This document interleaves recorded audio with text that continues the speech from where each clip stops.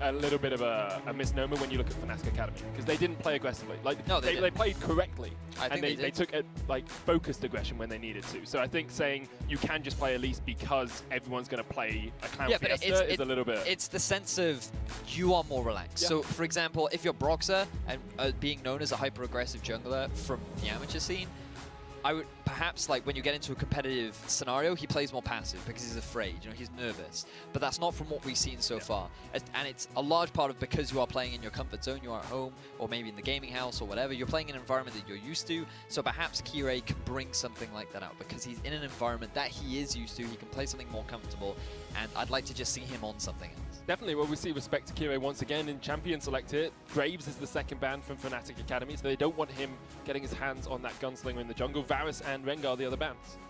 Thing is, with PSG, you're kind of forced into what you have to ban away. You could leave the LeBlanc open. We've already seen earlier in the day there are ways to punish it. You can play around it.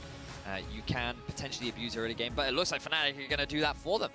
Very interesting that they would actually ban really that odd, away. In all honesty, what is the mentality here for Fnatic? Last time, I think we saw Syndra banned out, and they did ban out the LeBlanc Fnatic, but they were red side last time. Why do you ban it on blue side?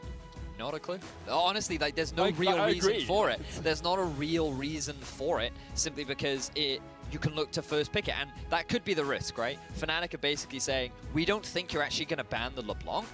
There's a very high risk that you won't. We don't want to play it, nor do we want to play against it. So by banning it themselves, that's just them not necessarily saying, we don't, it's just not on their highest priority list. There's other things, and based on their first rotation, it looks like that there is something clearly higher on the priority list. Really rating the Ivern over the Kha'Zix, over any other junglers. Lee Sin's still on the cards here for Broxer, and that wasn't picked up. So very high priority for the Ivern here, which we said it in, before the first game, not really Broxer's style of champion. Did play it very well last game, but still, when Kha'Zix and Lee Sin are open, you'd expect him to resort to one of those.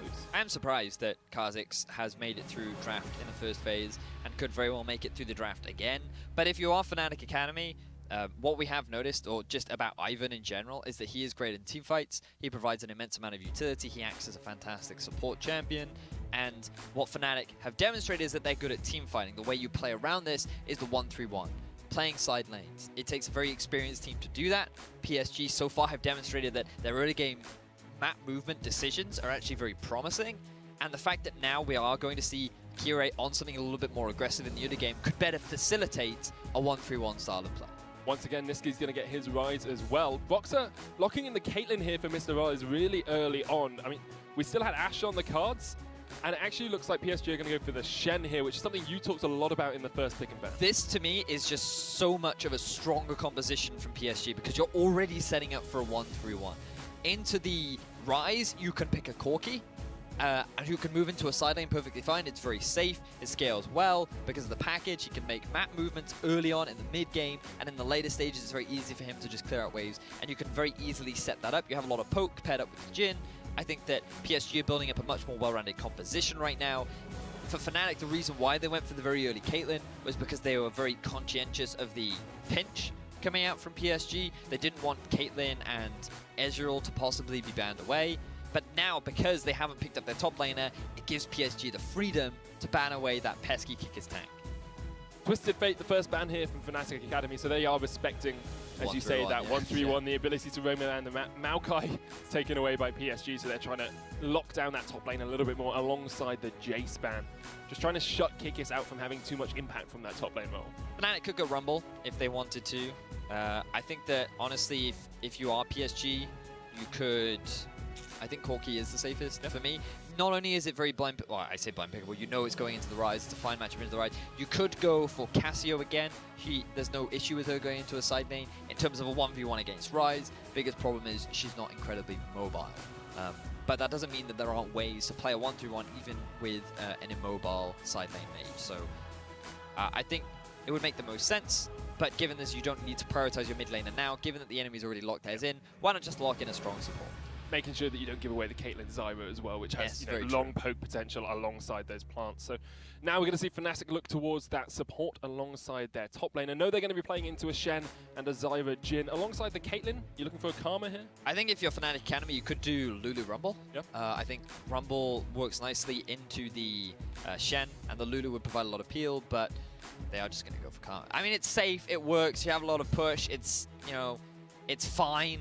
It's not fun. I personally think that a Lulu would be more creative, but there we go. But it's not about creative, it's about winning games. You know what is creative? Echo top lane. It is very creative. We have not seen an Echo top in a very long time. A large part of that is because he has been he's been shifted. So his base stats got nerfed, his scaling got buffed, which is why a lot of mid laners around the world are picking it very heavily into Syndra. It is I don't think it's as strong anymore, personally. I don't think it works as nicely. I think that it is punishable, especially by someone like a Kha'Zix. But we'll have to wait and see. I think it does pretty well into the Shen, in particular during the laning phase. You can punish him, put a lot of pressure down. You have good wave clear, which the Shen will struggle against early on, so you do have a push.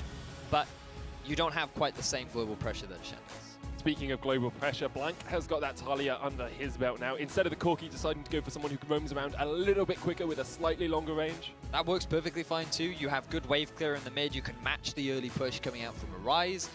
In the later stages, you will not be able to duel a Rise, but you still have plenty of disengage tools to be able just to hold him in her side lane, which is the key thing. You have a lot of poke, which pairs nicely with the Jhin.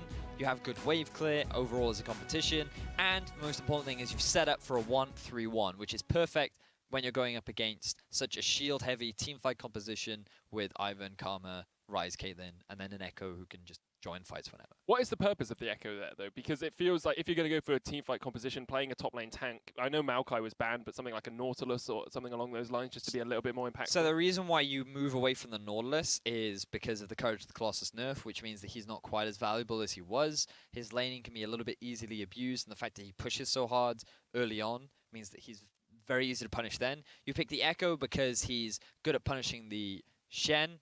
Clearly, Kikis likes to play tanky top laners, so it still fits into that sort of mantra. That's probably not the right use of that word. We'll let you get away with it. But regardless, it's still a pick that Kikis is used to, and it fits into the Shen.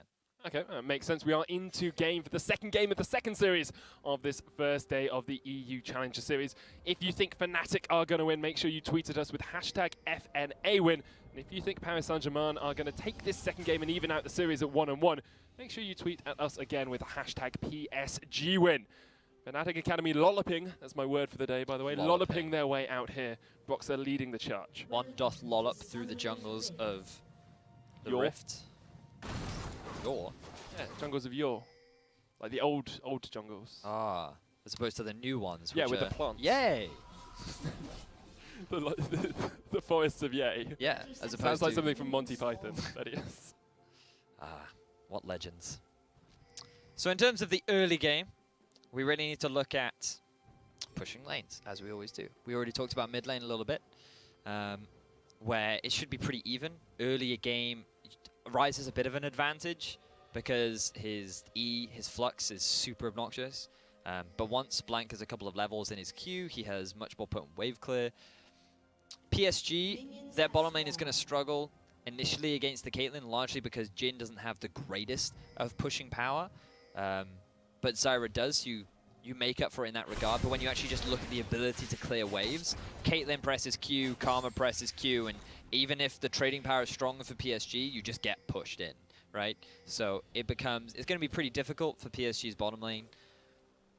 Meanwhile, in the top lane, we've already talked about it, Fnatic Academy should have the push there as well. So early pushing will go in favor of Fnatic Academy. Definitely, it's favorable for an Ivern because it means that it's easier for the collapse to come from your laners in the event that an invade comes out from Kirei. But there's also the risk of overextending. We saw it in game 1 of the day where a Kha'Zix just moves into lane, gets first blood, and runs away with it. So it's just the early junglers you have to track in the way in which, where is Kirei going to look? If he is going to look for any early ganks, and what is Brox's main priority in the early game? And Boxer once again stealing away a buff pretty early on, going to set up his own jungle, just rotate round, but Kirei will know that Boxer was there. They spotted him on a ward, so they do know that that blue buff is gone. And it looks like Kirei's just going to go around, do his wolves, probably do his gromp, and then maybe look down towards that bottom lane, which is pushing in against them. Very possible. It's a little bit difficult for Kirei to gank the Karma Caitlyn lane, simply because Caitlyn's pretty mobile anyway because of her net, and then you add the movement speed from the Karma, it just makes things obnoxious. But you could definitely burn a couple of summoner spells, which will alleviate the push because then they can't afford to overextend. So maybe not a kill, but pressure always the same. Right now, Kirei looking to maybe go for a bit of an aggressive evade. Look, note that Brox is only level 2. Has been spotted out by this ward, and Brox has smite, so can just smite away that blue and get the level 3, and immediately retreats away from the blast coning Kirei. It's not too hard for Boxer to stay safe here. In fact, he's being a little bit perhaps over-aggressive. Actually, Kirei might have to jump the wall straight into the clutches of Niski. Root Caller comes in and Boxer joins the fight. Kirei caught out. Blanc is there as well. Kirei's going to go down to Niski, who flashes over the wall for the kill, trying to get the chase onto Blanc as well, but won't be able to get too much more. First blood to Niski. Very quick collapse coming out from Niski to punish Kirei. He thought that he could just jump over the wall. Fortunately for Fnatic Academy, it comes back to that pushing lanes that we were talking about earlier on. Kikis had already started moving down towards the blue buff. Broxer was coming in for a collapse, and then Niski, to round things out, meant that that three-pronged attack forced Kyrie to give away his flash, give away the red buff, and give away first blood to the mid laner of Fnatic Academy. Niski did burn both of his summoners there, though, so with Blanc having flash, perhaps we can see PSG make something happen in the mid lane. Mr. Rales and Cly are trading pretty effectively onto Pilot and Sparta. That's what you talked about, the slight range advantage, the extra poke from the headshots can do quite a lot of work. I think top lane's going to be pretty quiet, in all honesty. As with most games in the near recent days of League of Legends, patch 7 onwards, it's been a pretty quiet top lane. The easiest way to tell if you're going to have action on top lane is you ask yourself as Rales gets locked out. Ask yourself whether Mr. Rales can escape from this. Pilot takes a double shot. Will have to retreat. Sproddle as well takes that Mantrid Inspire straight to the face. The lockup is strong from PSG if they can get it to work, but they need to be very careful of the re-engage from Fnatic, because if they can't burst Mr. Rales out, they will just get taken down. They certainly will. But look at this, the potency. When you have a minion wave pushing in your favor, you actually have a lot of pick potential. As you were just highlighting, the lockdown is very strong from PSG. And now they actually get their first back. This is the advantage of going longsword. You'll be able to pick up your serrated dirk very early on. You have that early lethality. And it just means more swords. But, I mean, Mr. Rales is at the point in, I think, about a wave or so, he'll be able to get a BF sword anyway. So the difference in power isn't actually too impactful because of the fact that Mr. Rales is able just to back and get that first BF sword. Well, the big thing is that Pilot will now get to lane. He won't miss out on any farm. It gives a bit of freedom for Sproddle to roam around the map, so he could actually move with Kirei to maybe go for a bit of invades, maybe get some wards down, maybe try and catch Ivan out of position, but it just gives you a little bit more river control. So getting that early back does mean a lot for PSG, because as you see now, they'll be able to get the Scuttle Crap, and that's largely facilitated by Sproddle being around. Right. Voxer did spot them out with the Scrying Orb, but will be very cautious as to how he approaches Sproddle. So I want to backtrack very quickly to what I was saying about the top lane. The easiest way to tell if you're going to have action in the top lane is you ask yourself whether or not anybody has any kill threat. And by that I mean, like, does anyone have any bursts? Does anyone have any all-ins? And when you look at a Shen Echo, no. Like, Echo would if he was building full AP, which he's gone towards so far, so maybe you could see some action, but I actually think we're going to see action mid. Realm Warp in, Kikis there as well, tries to lock him up, but the stand united onto Blanc. If Shen gets here, this is bad for Fnatic Academy. Niski's dead, and Kikis had to chrono break right out. Roxer wasn't there in time, and the stand united saves Blanc's life. Remember that Niski had already used his flash earlier on when getting that kill done onto Kirei. They did not have the burst that they thought that they had. If the stun had landed from Kikis onto Blanc, that would have been enough to get the kill. But really good flash from Blanc to avoid that roam, and they're able to turn it around for a 1 kill. And honestly, good response from Steve there. Immediate ultimate, recognizes the position that his teammate is in, and he's there to provide that safety. That's the power that Shen has as well. Let's have a quick look at this once again, because Kikis sets up for the gank really well. Honestly, I think it was just a little bit too predictable. Niski using his ultimate to close the gap was a very big warning to Blank saying, I think you're about to try something. Why would you ulti onto me in the middle of the lane? So he was ready for the flash, he was ready to make the play, and they were successfully able to get the outplay. So now Blank is level 6. He could look for a potential roam, or Fnatic could go for a collapse. Steve is just going to taunt his way away. Kirei's here as well, but they are looking for the chase, continuing on to Steve.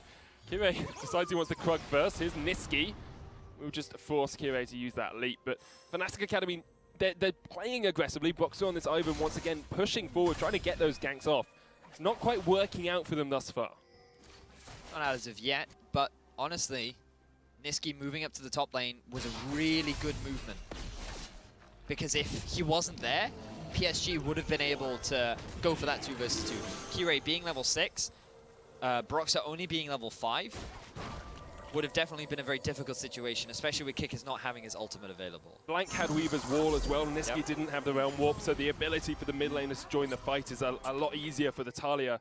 And I'm expecting some point soon to see PSG starting to go down towards this bottom lane and looking for a dive with Steve, with Blank, with Kirei, with the Curtain Call from Pilot perhaps there to engage it as well, because they have such a strong 4 or 5 man dive. They certainly do, and look, the bottom lane of Fnatic Academy have to start playing more reserved because they're fully aware of the level 6 power of Steve. The roaming ultimate of Blank is also very potent, so if they overextend, it's super easy for PSG to get the collapse. The question is now, can PSG start chunking onto this tower? Because the wave clear from Fnatic Academy's bottom lane is so strong that they can just keep the wave here, they can just keep on farming. And as you said in the last game, you need either the champions to be low or the turret to be low for you to be able to initiate that dive. You don't want to go in when everyone's full HP and look for an incredibly aggressive dive. But a dive might be on the cards because Infernal Drake is there. Still no first tower gone down in this game either. Both these teams will be looking at that Infernal and licking their lips, thinking as to how sumptuous that extra AD and AP would be. Do you actually lick your lips when you see a really nice piece of food? I lick my lips when I see you. Oh, yeah. Smooth. I'm taken aback now. But like practically, I've never seen the need. Anyway, Rome coming out from Kickers, looking for another dive onto the mid laner. Kirei's here already in anticipation. Nose boxes around the corner. Here comes Kickers. Blank, no flash, of course, does have the Ghost Parallel Convergence, not quite perfectly placed. Stand United straight down once again, and Fnatic back away immediately. They know they cannot fight through that. Kickers does have the Chrono Break, but it's leading him back towards the rest of PSG. Blank melted away though, and now Kickers jumped on by Kirei. Kirei's been caught, however, will get the kill. Steve gonna get knocked up in Daisy as soon as that cherry's on the pudding. Will still be able to get away underneath the tower. 1 for 1, and honestly, I think that was a bit of a misplay from Blank. He should have been able to read the damage output from Kickers, along with having that first passive proc. That should have been enough to get the kill. Nevertheless, it's not too bad for PSG. Only trading 1 for 1 overall means that they won't lose many objectives off the back of it. It's just the big power difference that you'll now get in mid lane. The fact that Niski's going to be able to get that free farm is Cly now. Curtain Call. Sprassel trying to get the grasping roots down. Doesn't quite connect. Mr. Rales will tank up the final shot. And Fly gets away. Boxer taking the Infernal as well while all of this is happening. Kirei's on the top side of the map. Should be a pretty free Infernal here for Fnatic Academy. One of the added advantages of Daisy is that she will tank up Dragon for you. I wish I had a jungler that would tank Dragon for me, but it's a difficult life being a mid laner. Always fighting for approval. There's Blank now. Going for the chase. Boxer and Niski join the fight. Seismic shot knocks him back. Flash in. Root caller. Kirei is round the corner onto Boxer. He's melted away. And Niski, where's your mana, man? Will just retreat. Mr. Rales had come all the way up from bottom lane, but PSG snipe away the Ivan. He just lost it all, investing all of his resources onto the Dragon, but we can come back to that later as we look back at the dive that happened in mid lane. Blank, as you rightly said, had no flash. He wanted to go towards the safety of his turret, but he ends up getting hit by the Rune Prison. The ultimate comes out from Shen. At this point, you just disengage. I understand the logic from Blank. He wants to go for the chase, but look, you get hit by the first mark, you're going to die at this point. Yeah. It doesn't help that Niski goes for the flash collapse too. Yes, they're able to get the turnaround and they get away with their lives, but honestly, I just think it was overzealous from Blank. He didn't need to go for that play, and he could have just stayed mid, continued farming, and just prioritized getting that core build, which is the very early Morello-Nomicon. They know Kirei's here. Sprassel and Kirei are going to try and be sneaky and jump across with the blast cone, but they've seen them walk in, and there are plants forming around there, so those aren't the plants you usually see in the jungle. That's definitely Sprassel waiting. Definitely good vision control from Fnatic Academy. Just investing very deep, making sure that they're not just covering the entrances, but also the possibility of these blast plants. Does mean that now with Kirei being spotted out in the bottom half of the jungle, it's a very free red buff over to Fnatic Academy. Maybe even a dive onto Steve here. This seems incredibly brave. He's still got flash, he's still got taunt. Like, definitely not the wisest of decisions, although we talked about Kikis building quite tanky. He's gone for Proto Belt first on this Echo, so quite a bit of burst AP there. Maybe he is going AP. Honestly, haven't seen a top lane Echo in quite a while. Yep. Usually the typical build path in the past was very much towards just getting as many tanky items as possible, just relying on your base stats. But have a look at this bottom lane now. Blank potentially coming in for the roam. We talked about the 4-man dive bot lane. Immediately, they back away. They realize that someone knows something's up here, and they retreat back towards the mid lane. But Kirei could still perhaps see if they can get something onto Niski. He's cleared this way pretty well. Has that red buff now as well, which was stolen away from the Paris Saint-Germain jungle. Strong control by Boxer. I have to admit, over the last couple of games, he has been very adept at sneaking buffs away from the enemy jungle with this Ivern, which basically gets you 2 buffs for the price of 1. He reads the map very well. He's very aware of where the enemy jungler is and what map movements he can make. And note that this game he hasn't been quite as blindly aggressive as he was in the past. Yeah. A lot of that is because Kirei is on this Kha'Zix, which can better punish Broxah for those aggressive invades, especially if he doesn't have the support that he will have had in game 1. Blue buff going to be donated over to Blank. It's such an even game once again here that he is. Both these teams just understanding how they want to play their composition. Perhaps slight misplays here or there, but very safe, very coordinated play as they jump onto Boxer. Stand United in as well. Daisy's down, but Daisy's dead, as is Boxer. And Kikis cancels his teleport. He was trying to join the fray, but don't really want to jump into 3 members of PSG. Personally, I think that the Shen ultimate was a little bit over the top, but he still has his teleport available. Kikis had already used his, and it will enable PSG to just zone away the bottom lane of Fnatic and look to get themselves their first tower of the game. So overall, it will work out. Niski's on his way, and Blank actually backed all the way back to mid lane. So if this turret doesn't fall very quickly, Fnatic might be able to collapse. Does go down, Stranglethorn's used as well. Kirei jumping on, and Niski's dead. Curtain call, 1 shot onto Kikis, 2 now. He will dodge the 3rd and dodge the 4th as well. Fnatic Academy lose another member and lose that bot lane tower.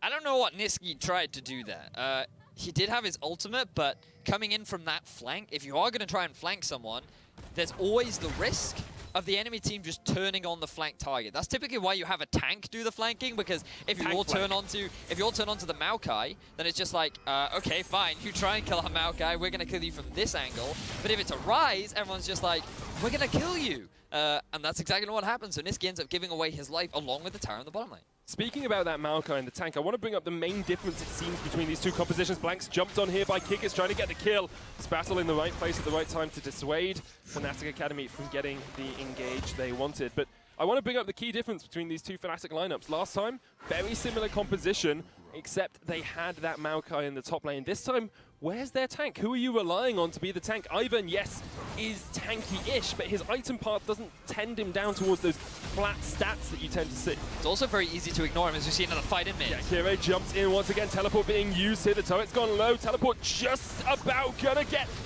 all the way through as Steve finally joins the fight, and perhaps Fnatic will have to back away. Kirei is dead. It's a 4v5, and Blank is backing away.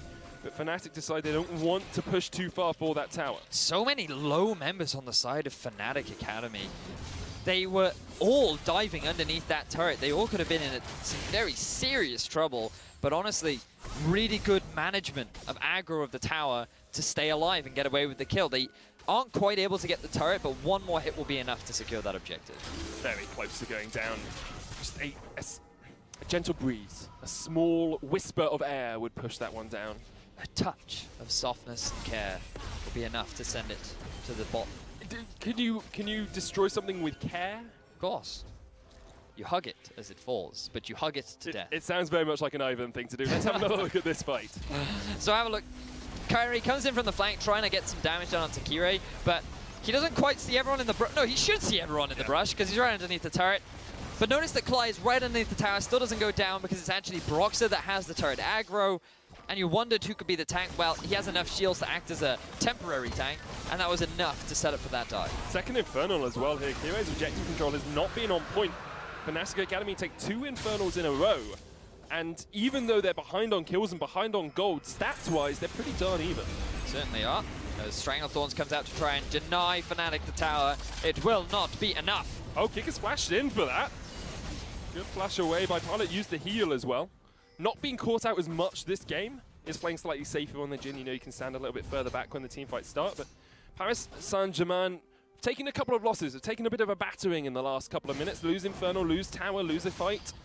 Now they need to work out where they start to get the gains back. Well, you can see them starting to build up this 1-3-1. Fnatic are just forced grouping, and they're saying, yo, PSG, we're a 5-man unit, come fight us. And PSG are just like, no. You're the least cool person. No. We no fight. So they're just avoiding that, setting up the 1-3-1.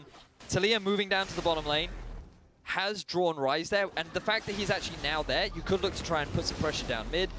I'm a little bit surprised that they're moving the Taliyah up to the top lane, because given the build path of Echo, it is very risky for Taliyah to go into an assassin. She has a lot of mobility in the sense that she's very fast because she has a passive, she has the worked ground, which gives her bonus movement speed, but she doesn't have very many escapes. She doesn't have dashes, she doesn't have blinks, which means that for someone like an Echo, it's very easy to get that collapse down.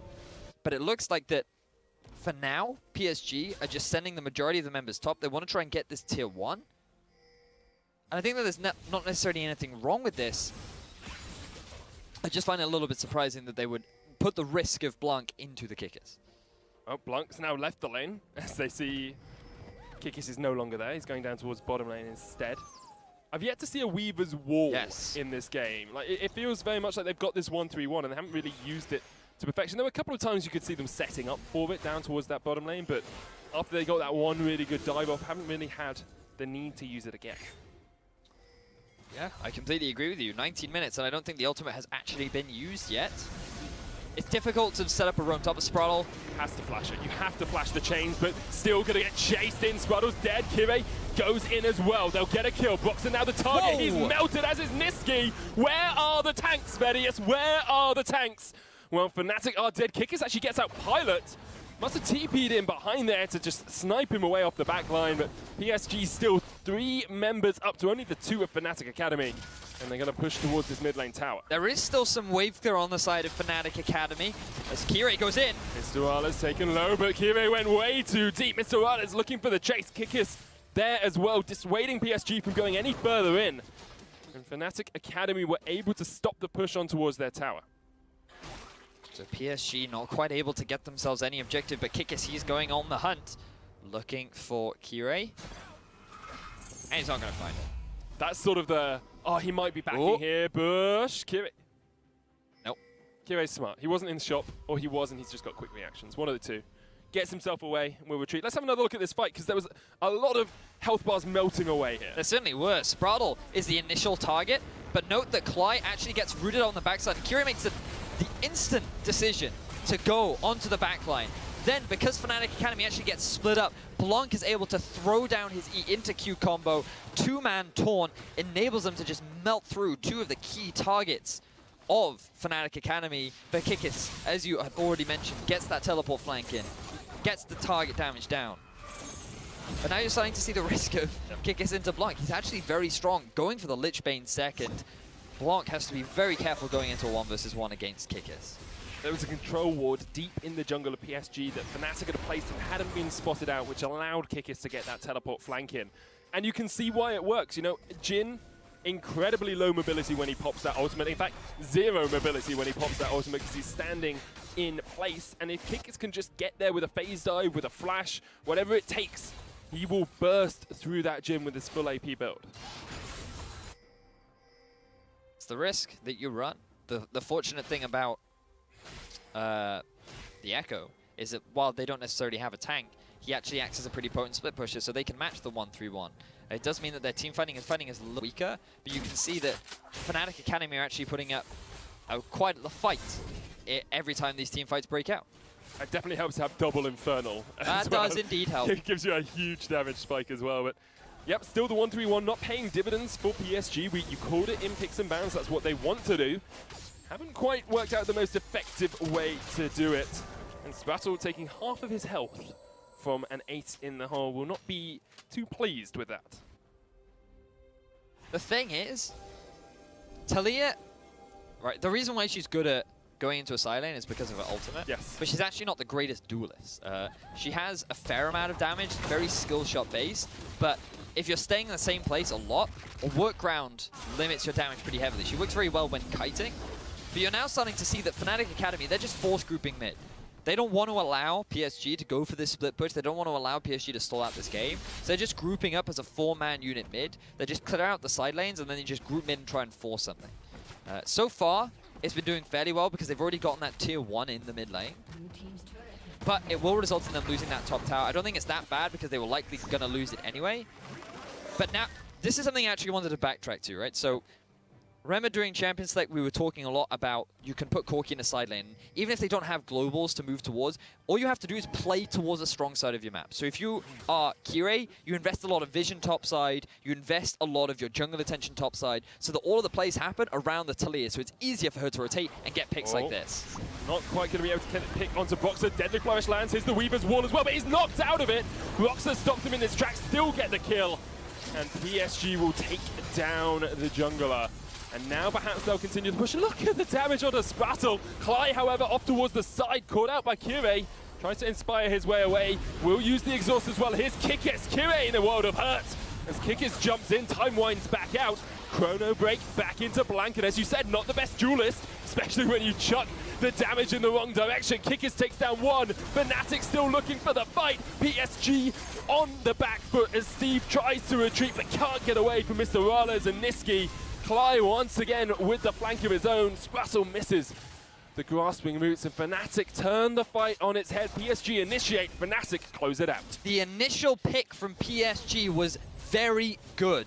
Really like the way that they set that one up. The fact that Broxer just could not escape, he was caught just on the edge of the Weaver's Wall, resulted in PSG being able to get a lot of control over the mid lane. The problem is they overextend. Kairi goes off to the side to try and kill Klai. They try and overcommit for objectives that they just couldn't get. And now you're actually allowing Fnatic to potentially rush this Baron down. Now do it very quickly. Niski and Mr. Rollers have a huge amount of DPS. Blanc is here though.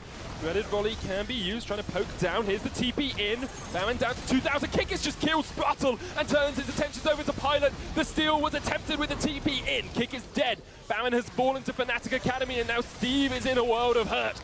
Caught in the midst of 4 members of Fnatic. Realm Warp comes down and gets them just to the edge of the curtain core. Fnatic sneak the Baron and sneak away. Kick is having another fantastic game, going full AP on this Echo and knowing exactly what he needs to do to keep Fnatic Academy alive.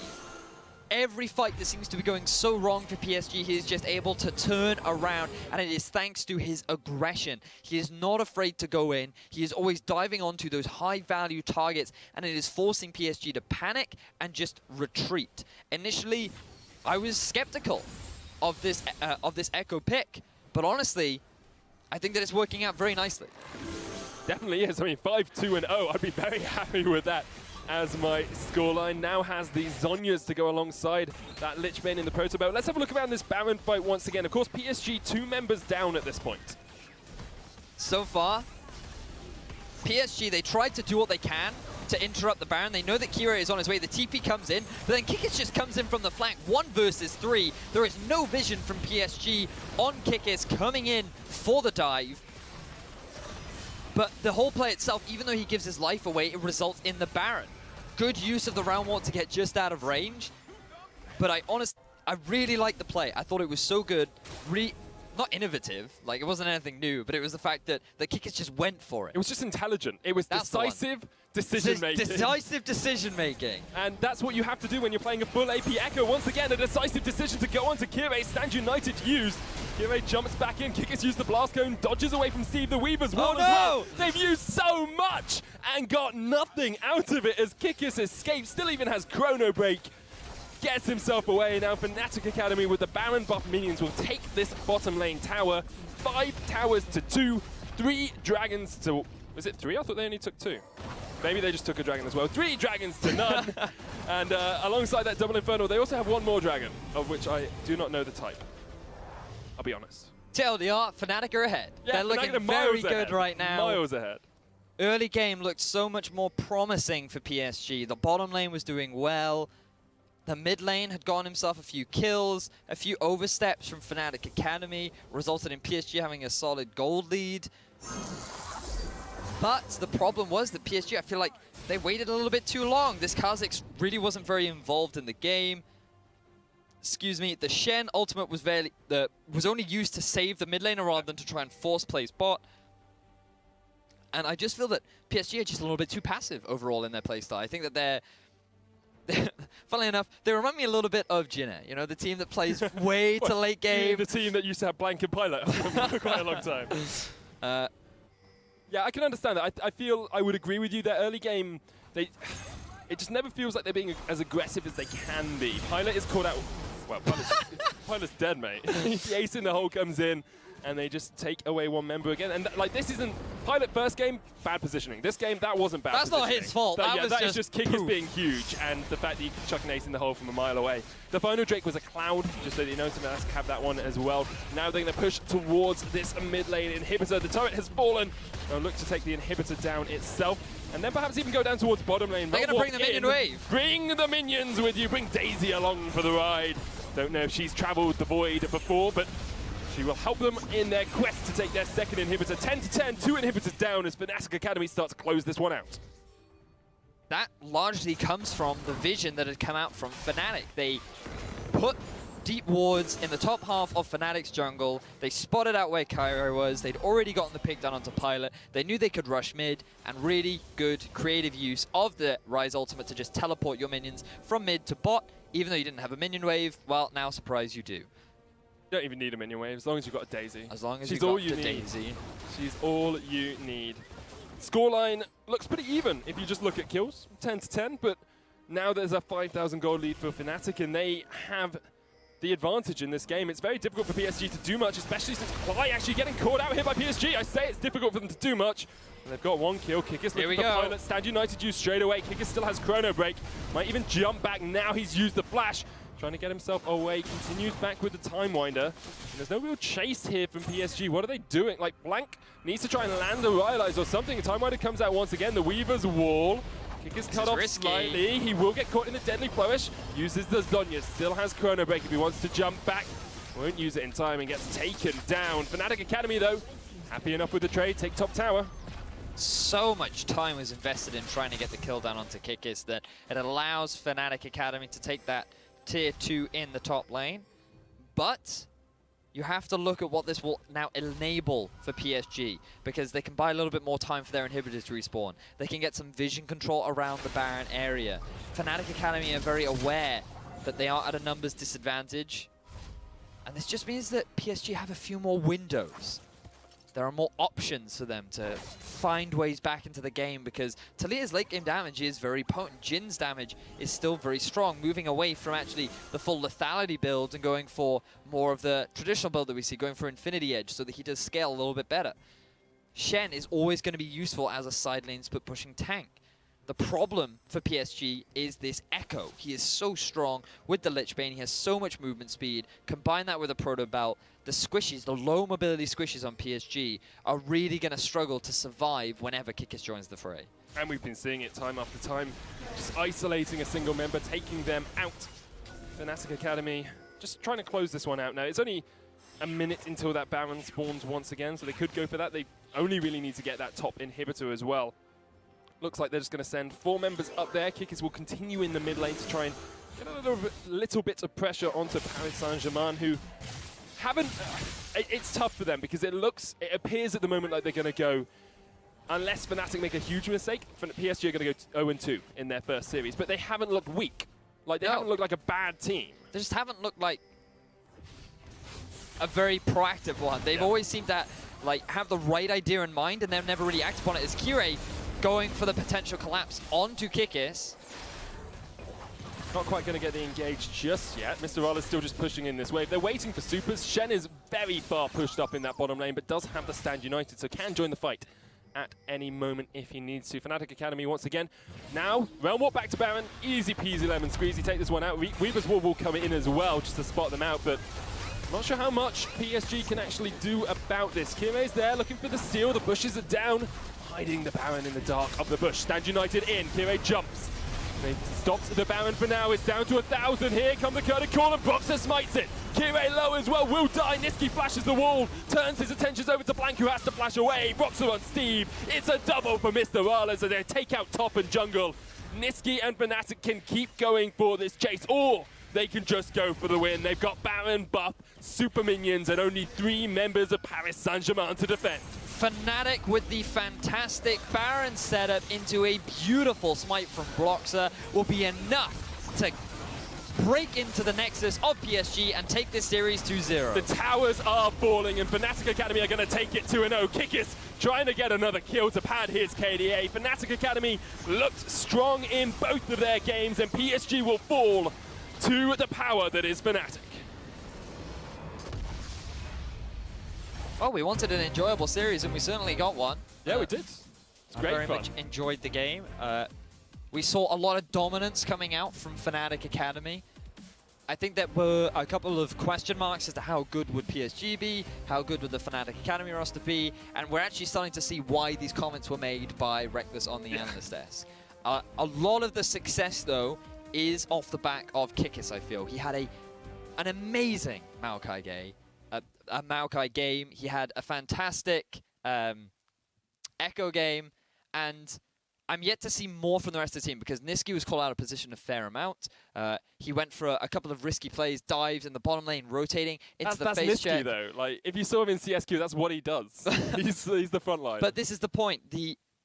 If it's a single player that's carrying the whole team, that might not be enough later on because there are ways that you can shut Kikis down. You can play around preventing him from being this big teamfight presence if that becomes a strategy that Fnatic Academy come to rely on. That's not to take anything away from them because they still look very good. Broxer is a jungler, is someone that I think we had high expectations for, and I feel that so far he's met them fairly well.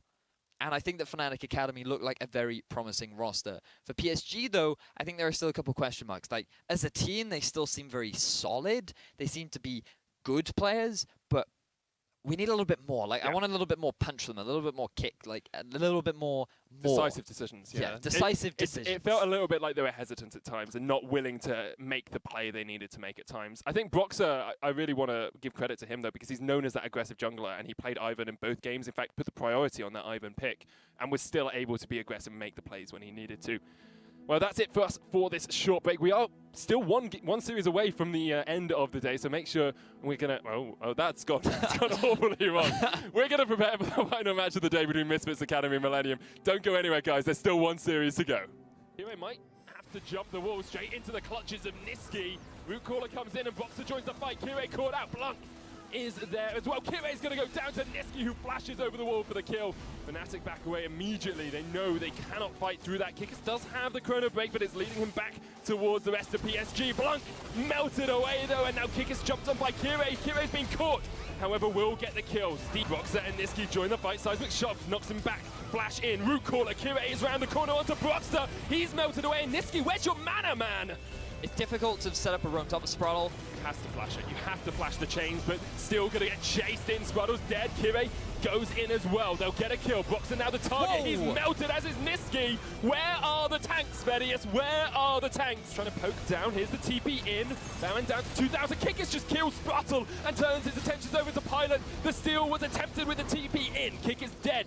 Baron has fallen to Fnatic Academy, and now Steve is in a world of hurt. Caught in the midst of 4 members of Fnatic. Realm Warp comes down and gets them just to the edge. It just never feels like they're being as aggressive as they can be. Pilot is caught out. Well, Pilot's dead, mate. The towers are falling and Fnatic Academy are going to take it 2-0. Kikis trying to get another kill to pad his KDA. Fnatic Academy looked strong in both of their games and PSG will fall to the power that is Fnatic.